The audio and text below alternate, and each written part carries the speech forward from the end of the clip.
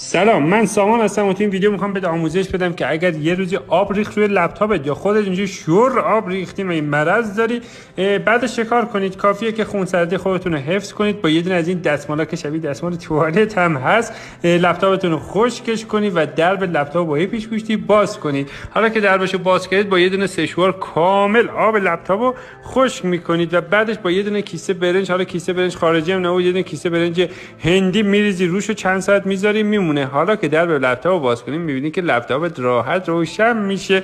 حالا روشنم نشد اشکال نداره، ولی بعدش میبینی آتش گرفت، سریع آتشو خاموشش کن، نذار بیشتر از این آتش بگیره. اگر دی آتش خاموش نشد لپتاپو پرت کن توی سطلی و تخم و مرغ یخ همه چی بریز روش، همش بزن. اگه دوباره خاموش نشد آب بریز روش، اشکال نداره. این بار خودت آب بریز روش، بذار توی یخچال یخ بزنه. حالا که درش بردی یخاشو بشکن.